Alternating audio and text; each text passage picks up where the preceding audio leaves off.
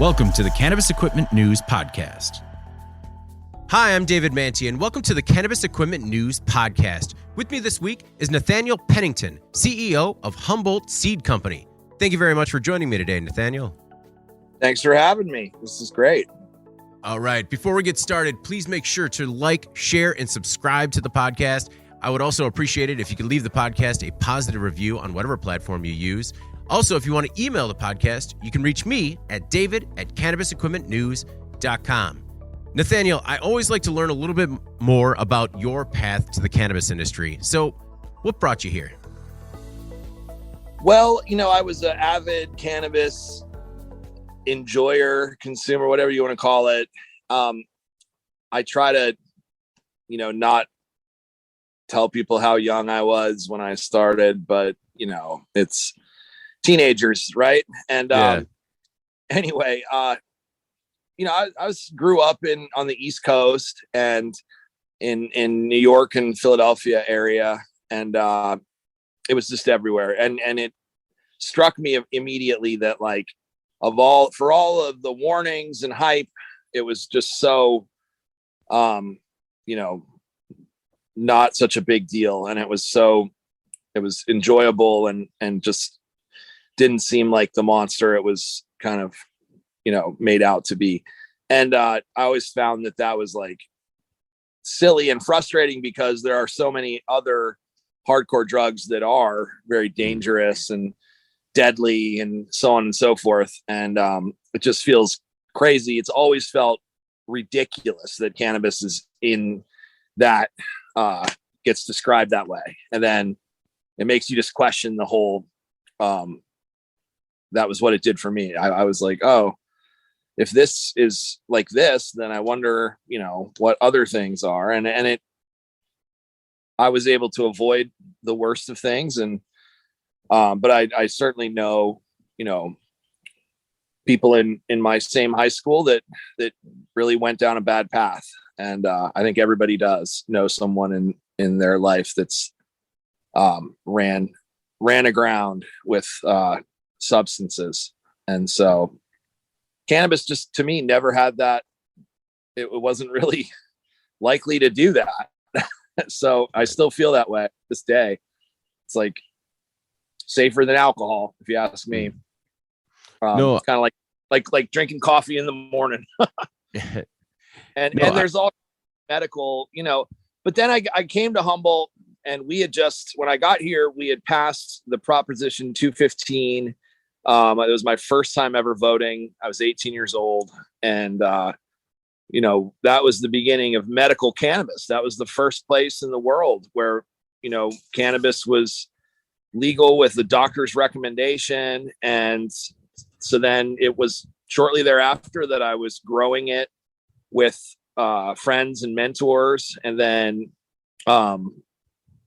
the breeding aspect of it, that of course is not just an interest or a hobby, it has become our whole existence here, was just kind of stemmed from wanting to be self-reliant or not having to, kind of wonder where the next year's seed or genetic would come from and taken care of on our own.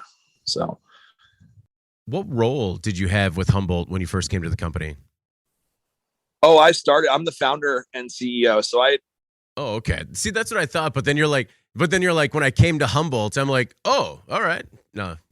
Well, I wasn't born and raised here. So I moved to Humboldt in 1995, and I was 18 years old. And really, we kind of started selling seeds as the company in 2001. And pretty much right away went down and actually got a seed company business license.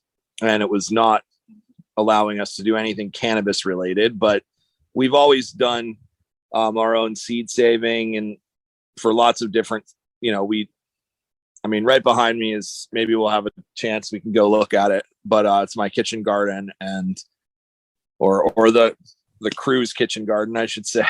And today, along with maintaining the thousands of cannabis plants and the operations that we have out on the coast that are more like, indoor in our distribution center in Eureka.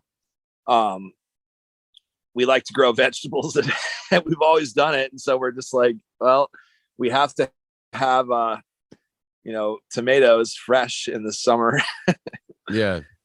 And it really, like, that taught me so much about cannabis. I run into a lot of really successful people in cannabis that, had experience doing,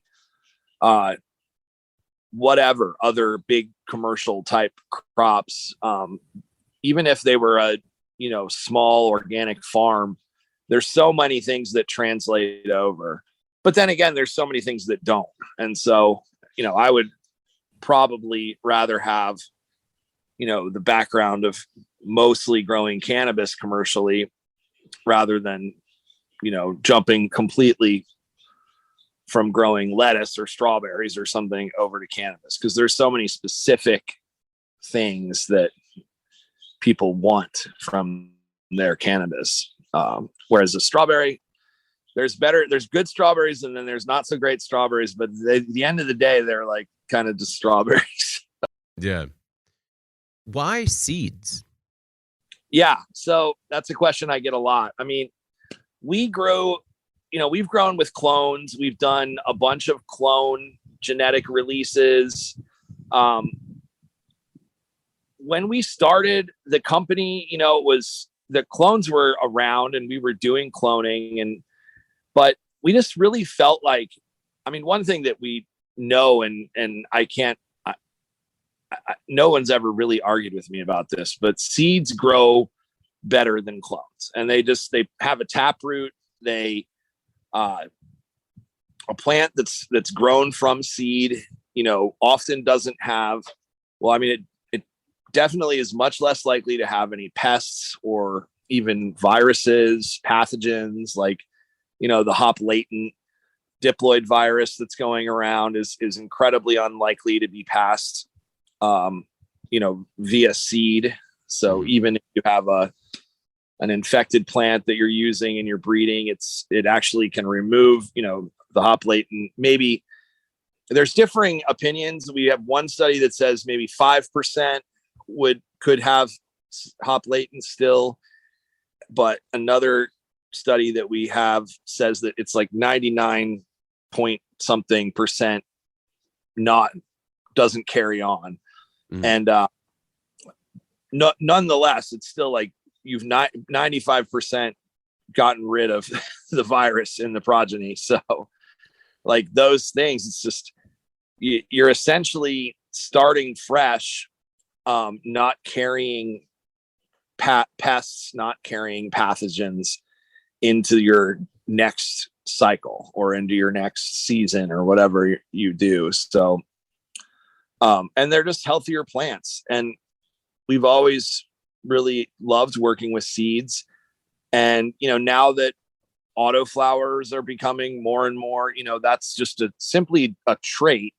And I don't think people understand that a trait can be often like, and I'm not even talking about with like CRISPR or GMO, but just through real traditional breeding practices, but very good and serious breeding practices, not, just throwing pollen on one thing from another. But through that you can take the trait that is, automatic flowering. So that just means the flowering isn't triggered by the changing in sunlight or the changing, like turning your grow lights to 12 hours on, 12 hours off.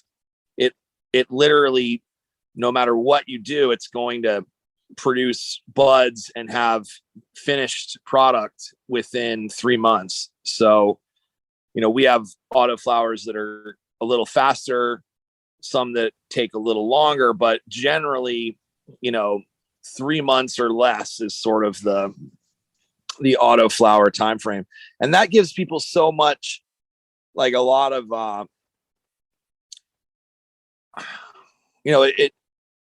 there's a lot of advantages of that, and they're not just for outdoor large scale operations. I mean, they're kind of obvious for the outdoor large scale operation, but even, we've got a fellow in,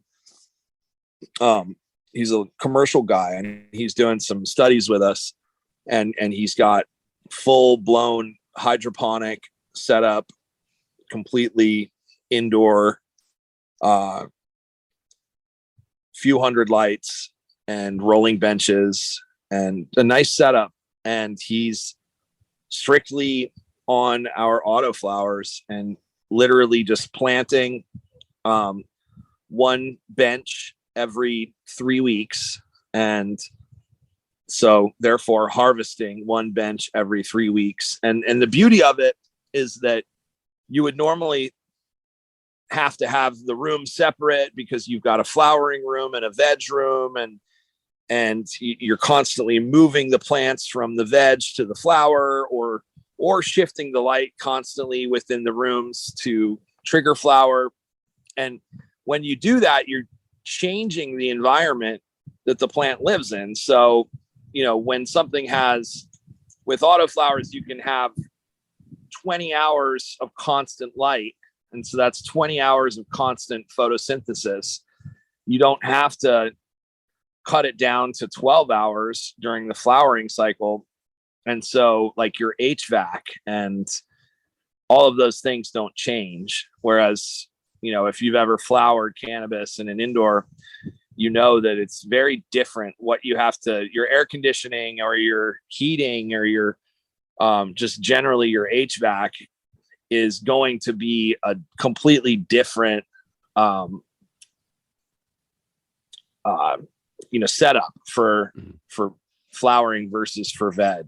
A lot of the time during flower, you're having to get rid of moisture and potentially even having to heat the place, whereas during flower, you've got, it's too hot. Or excuse me, strike that, reverse it. But I think folks know what I mean. Basically, there's a bunch of change that happens in the room during that flower to veg or veg to flower transition. And so autos negate that entirely. And you just plant them and they're ready to harvest 3 months later. So we see a big future in that. But circling back, you can't do those with clones. Like, they're impossible because a clone autoflower will just flower out if you try to keep it any longer than the 3 months.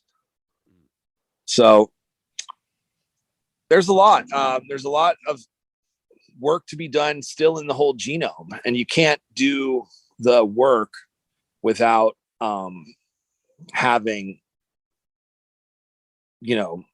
without DNA combining and split. Like, if we just stay in stasis with simple clone lines, then I think we're missing potentially a lot of what cannabis has to offer too. And so that's another thing, is by breeding, you're creating new, you're even, possibly even creating new cannabinoid combinations, certainly new terpene combinations, and therefore creating new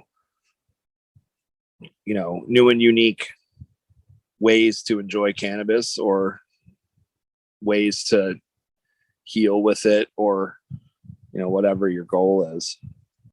Starting in 2001, I believe you said, through now, how is the company transition from you founding it, startup mode, to now the largest licensed seed company in California? Oh, that's a good question. Well, we didn't go the route of taking a bunch of investment money or anything like that. Thank God. Cause I feel like I saw a bunch of that happen all around me. And it might've been just luck, because I don't think that there are a lot of people out there that really think of cannabis breeding and making cannabis seeds and making cannabis genetics as like likely to be lucrative or whatever. Maybe it's not the quickest way to make a bunch of money, that's for sure, but it's definitely something that we enjoy, and it's our niche. So we didn't get as hounded by investors or purchasers, and so we really bootstrapped for a long time. And luckily the space back then was really kind of the pioneers, and it wasn't a ton of venture capitalist type, people that were just trying to super scale. Because back then, if you scaled too much too fast, the law would come and Gotcha. So it was sort of the boundaries were not as clearly defined as they are now, which can be frustrating because fortune favors the bold a lot more in that kind of a situation. But then it was a little bit of just like, well, you just sort of had to know how to be just bold enough. And I would always say, like, in the days of medical, you could have prescriptions for friends and family and things like that. And some people would push it really hard. They'd get so many prescriptions, and it would just be this gigantic operation. And of course, you kind of knew that it was all really just feeding somebody's wallet. And the tendency would be that for those folks to eventually have a visit from the helicopters and all that. And so that was 2001 through 2015 or 16. And then it kind of started, the recreational proposition passed, which, to the lament of many, like Dennis Perone, for example, who wrote the initial voter initiative to legalize medically. And, Dennis kind of warned against some of the things that are happening right now. We lost Dennis about 3 years ago. But I'm sorry. He's a great man. And, we really one of the people that's one of our heroes. And he definitely warned that, this recreational cannabis, the way that people were looking at it as sort of a big potential big money grab, to be a little bit cautious. And there were a bunch of things that were supposed to protect the smaller operators so that they could, get their ducks in a row, get marketing, get all the things that you need to have a successful small business. And then, the state actually still opened it up to over an acre. I mean, that was like the safeguard was that no one's going to be able to grow over an acre. And then lo and behold, people were able to grow over an acre. They just had to pay more money to the state. And so that was really frustrating for people. But for us as a seed company, I mean, we fought against that. We weren't lobby. I mean, we openly signed petition. We fought against opening it up because we knew it would be bad for small businesses. But it certainly didn't affect our bottom line. I mean, it, no matter what, the bigger companies were coming and purchasing our seed. And so, that kind of between 2017, 2018, 2019, in that time period, we saw what was happening and just decided, like, well, We could sit back here and lob, throw stones at the industry and be like, well, it's not what we envisioned it. Or we could take part in one of the most exciting new industries in the world. And we decided to do the latter. But, I'm no fan of how it's really played out. And I certainly find it hard to believe that in this country, even, I'll say that we really want to help small businesses, because there are so many things that are stacked against them that I think we could do differently. But that's another topic. And yeah, so we scaled, and we just kept scaling within California, and then took on partnerships with other companies in places like Oklahoma, Oregon. And these were all partnerships with people that like we knew personally and had existing relationships with. So it wasn't, us coming in and buying up licenses in other states. It was partnerships that were developed that seemed natural, because even though our whole product that we have created is genetics, it's an interesting thing, because we've always understood it that we should have production of genetics in the state that we're selling in. So we've always kind of played by the rules in that regard. And in Oklahoma, we have genetics production. In Oregon, we have genetics production. But more recently, it's become kind of clear that the interpretation of the hemp law is that, cannabis seeds and cannabis clones, things that don't contain any THC at all, even though they can turn into cannabis later on, that they're not really anymore considered to be a controlled substance. Oh, okay.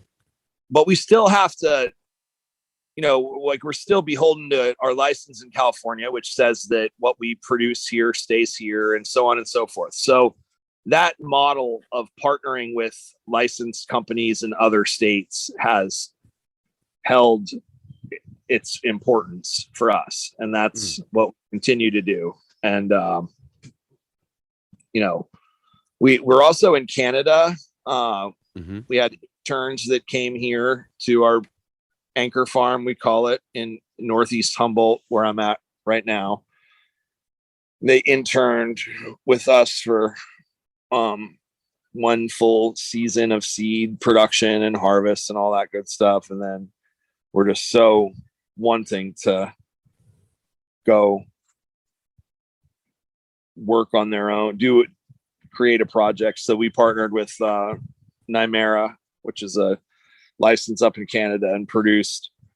It was neat. We made the world's first organic feminized cannabis seeds, or certified organic. And now we export those from Canada. But all the stuff sounds, it is cutting edge, but it's certainly not easy, and it's not glamorous. It's just been a grind for the last 8 years. Have just been a lot of serious effort, and also just making bold choices, like turning the entire farm into a breeding facility, and not wanting to do not growing flower at all. Just decisions like that. You never know how it's going to turn out for you, but well, it seems like over the last 20 years or so, you've certainly just made the right choices whenever you came to a crossroads, or at least stumbled forward anyways. Could you describe to me, what is seed production like? So, you find, like, we have this long process that involves years sometimes of creating IBLs, which are essentially purebred types of cannabis. And then when you have, it's a lot like, sometimes I'll compare it to dog breeding. You know, like if you have a really purebred poodle line and a really purebred Labrador, then you can make these really great, consistent crosses of, Labradoodles. And I think, was it like Obama that famously had a Labradoodle that everybody loved, but and that's really actually what is a real hybrid.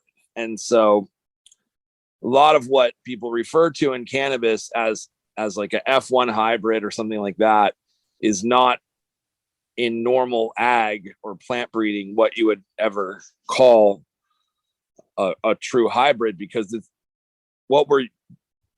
what's most everywhere in the cannabis space is just polyhybrids, and essentially they're mutts. They're like the mutts of the dog breeding world. And the great thing is that you can clone cannabis, and so if you find that mutt that you love and it's the best dog you ever had, then you can theoretically keep it around forever and just keep enjoying that same mutt. And that's what 99.999% of the genetics that are grown out commercially are just literally a great mutt. But anytime you actually start breeding something like from a real, we're gonna especially if you want to make seed and have people have the same experience over and over again from your seeds, it's like a science experiment isn't really a science experiment until you can repeat it and it has the same outcome, right? And so the only way to do that in breeding is to create these highly inbred lines, and these pure lines that don't have genetic drift, and don't have very much genetic drift. And the more you work with them, the less they're going to have that. And that takes literally years. And so one of the neatest things about creating those types of seeds, those true hybrid seeds, like it's what 99% of big ag crops are made from, hybrid corn or hybrid soybeans or hybrid tomatoes, and everything is a hybrid. And one of the beauties of it is that, if someone goes and tries to actually, take that work that you've done and just take the hybrid seed and breed it somewhere else and call it something else, it's really going to come out different, because it only reproduces that way when you take trait A and trait B and bring them together. And it's sort of this magical phenomena, which is just called, a true breeding hybrid. You also get this other phenomena, which is called heterosis. And it just means that two distinct genetic backgrounds meeting again. I mean, we're all related, since time immemorial, let's just say. But when you have two divergent groups that meet again, you often get these amazing progeny that come out of that. And so real hybrid breeding makes that as well. Do you only work in purebreds, not mutts?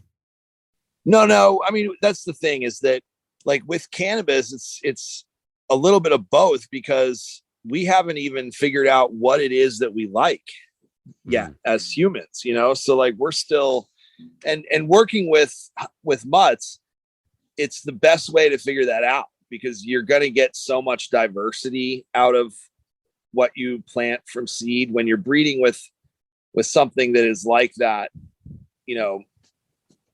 and there's still so many genetics and purposes to be discovered. And just like back to my analogy with dog breeding, like we don't know yet that cannabis is going to be great for, duck hunting. So there may be, and eventually we'll find some strain that gets the duck and brings it right back. And so the analogy of that, we just don't know all the different possibilities from this plant. And so I think that for us, we see that there's a point in doing what we're doing with our purebred lines and being able to make true breeding hybrid seeds. But we also are balancing that with the reality that we don't know exactly what we want from cannabis yet. And so it's a little, it's not like you can treat it like a soybean. So I don't really see the common methodology that goes into creating super seed resistant, like Roundup, just like a lot of the stuff that we tend to, kind of wince at from big ag, is not very applicable in cannabis because there's too much, there's almost like too many reasons to grow cannabis. And whereas, something like a soybean, you're after like a few variables. You're after like protein content, oil production, disease resistance, and pesticide resistance. And so, or herbicide as well. So you can spray the heck out of it with chemicals and toxins and the plant resists it. But with cannabis, none of those traits apply, and the traits that do apply are much more subjective. So, is this flower beautiful? Does it, produce a euphoric and enjoyable effect? Is it, a wonderful terpene that you're getting out of it? Does it have medicinal, does it have CBD or does it create anxiety? Does it make you want to sleep? There's so many things that we've yet to figure out, and totally unlock. I mean, obvious ones that we're already using cannabis for are like, epilepsy. It seems to really, really help people with that. Cancer patients, when they lose appetite 100%, we know it is a huge help for that. Pain relief, and the list goes on. So we still have so much work generally as breeders, but I think it is time to start doing, breeding for the pure line breeding and breeding for true breeding hybrid stuff. But it's a long and long process. And a lot of the seeds that we put out there aren't full blown hybrid genetic, but people seem to like them. And, we're well known for producing feminized seeds that are very uniform and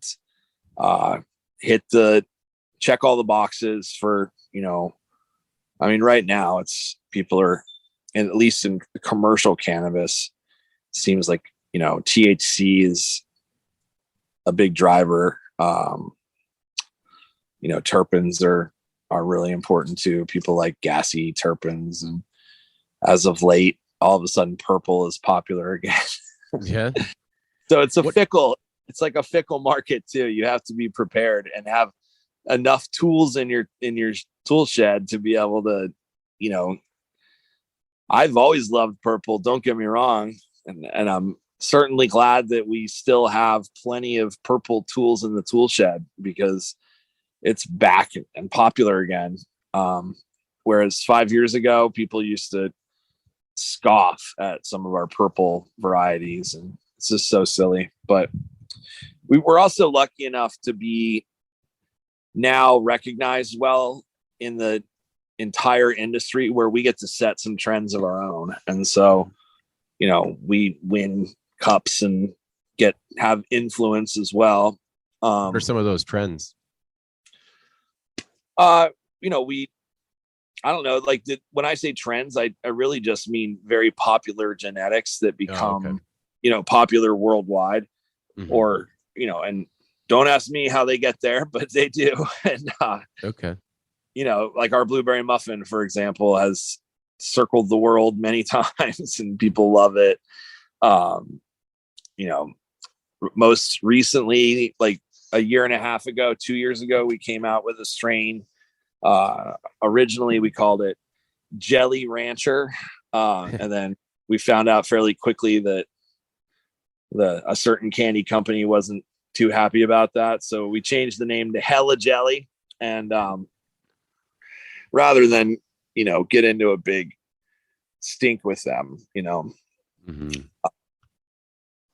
I've always loved that candy anyway. Or I used to go to Hershey Park as a kid and ride on the Comet roller coaster and through the where they make the Hershey's Kisses and you get to see the candy bar rolling across the thing. I'm not going to get in an argument with those guys. I remember that too much from my childhood. What are some of the things about big ag that make you wince? Oh, monocropping, loss of diversity. I'm also, consolidation of wealth is also just something that really seems to be happening so fast in our country that, back to the whole 1% thing and all of that. And, I worry sometimes about, my kids and, are they going to have the chance to live the American dream and, buy a house or eventually, get a house of their own, have a mortgage or if they don't scramble, like I've had to do for the last 8 years, are they going to, just be stuck working, a job that just pays so little that they can never afford to get ahead at all, never have a savings and be dependent on Social Security and who knows what's going to happen to that. So it is, it's crazy. Oh, go ahead. It's not even big ag that makes me wince as much as it's just, it's the way that we've kind of gotten away from community too. And I don't think that there's such a thing as corporate culture and corporate community, but at the end of the day, it's still hierarchical. And I like the human community where you have, just interaction and somebody can't just decide they don't like you and fire you from life. Yeah. I know that we're running out of time, but I wanted to know about your Colombia project and then some of your R&D projects that you have going on in South Africa and Jamaica. Yeah. So my business partner, Ben Lind, is probably the best person to talk to for a lot of that. But I do know a decent amount about the Jamaica project because I went down to Jamaica initially. I believe it was like 2018 and just helped pheno hunt seeds down there and kind of made some introductions. And I was working for one of the current Jamaican dispensaries that they have some of our genetics that they kind of helped, mix with some of the original Jamaican flavors down there too. But so we're working with Pure Jamaican, and I really like the way that they've set their project up. We've also got the benefit of the main professor for plant studies at the University of the West Indies. And he is an amazing guy. He came with us on the most recent Spanibus. And Dr. Manuel is his name, but he is such a wonderful researcher, and I just know that the research that he's doing is going to unlock some incredible things. It takes time. I mean, stuff like that, he's going to be studying this plant for the rest of his life, I'm sure. He's a fairly young PhD professor. And, I have a lot of excitement about being able to work so closely with him going down the road. So that's pure Jamaican. Ed Rosenthal's involved with that project as well. He actually kind of introduced us to Scott and the rest of the crew there. The Columbia project, we've got several. We're Natureceuticals is the group down there that primarily we're working with, but we've also got some smaller nursery projects going in different areas. And then South Africa, one of the things that was really cool about Jamaica and South Africa is we've actually just been able to do, and like I said, Ben's the better person to speak to this stuff, but the giant volcano that went off in the Caribbean and just wiped out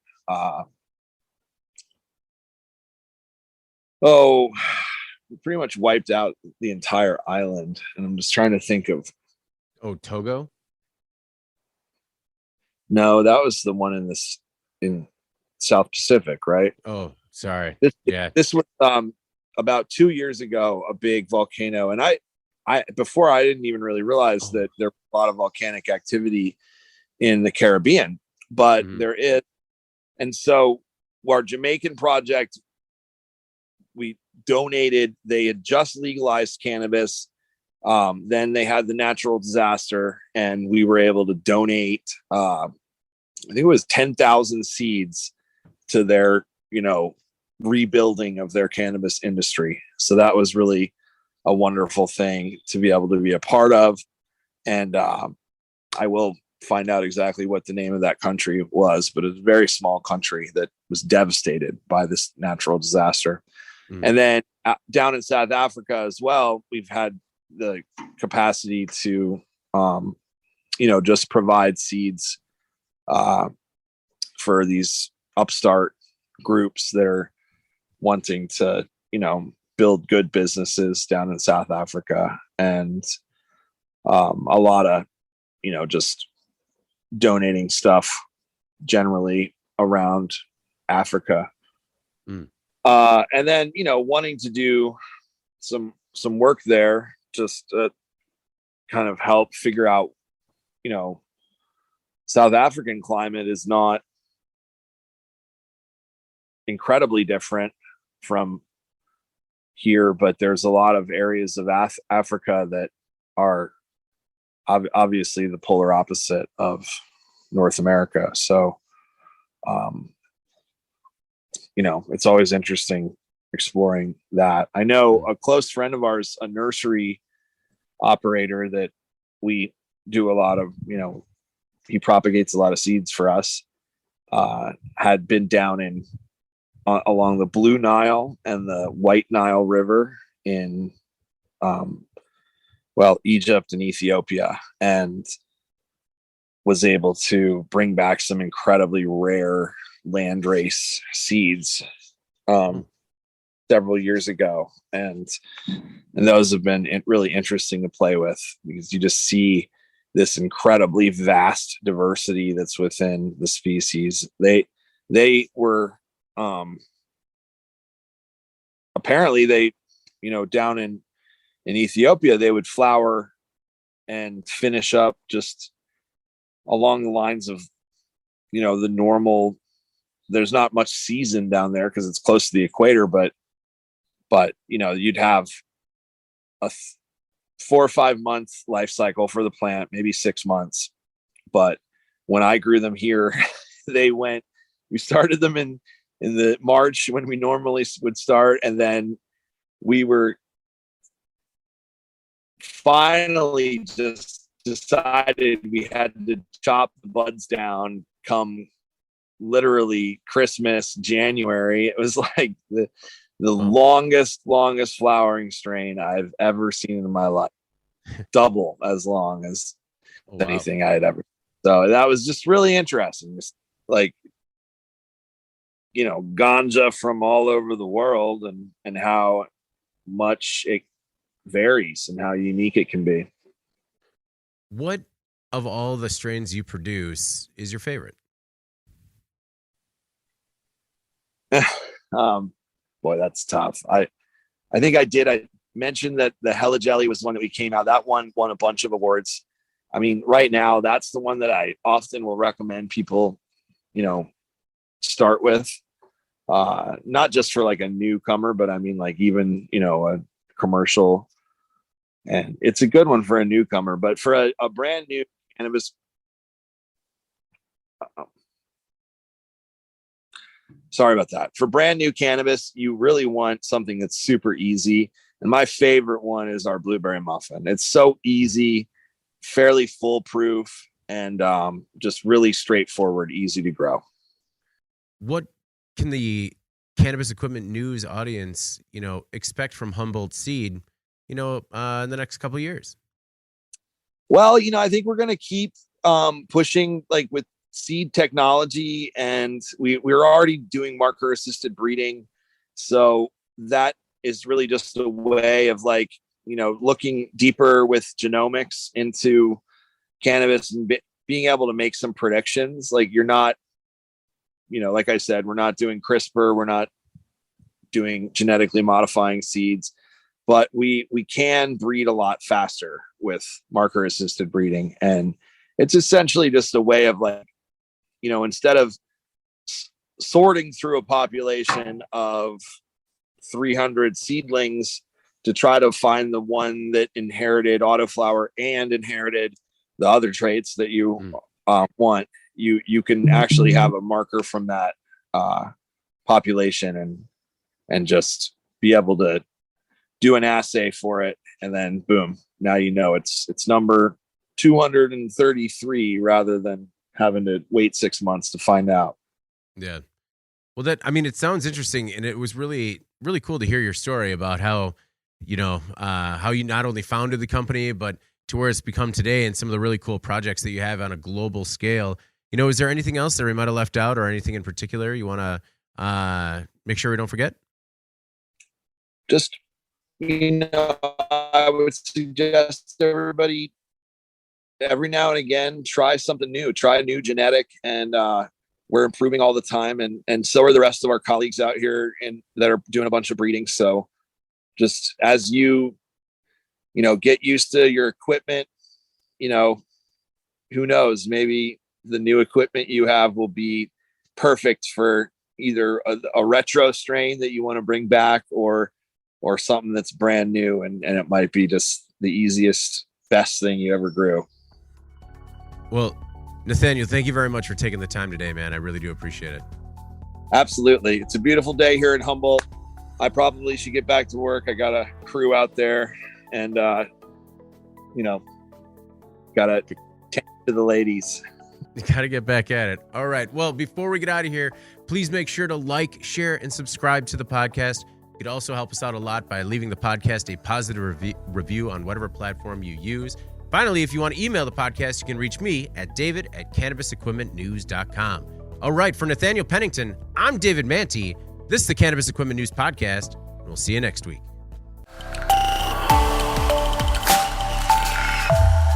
Thank you for listening to the Cannabis Equipment News Podcast.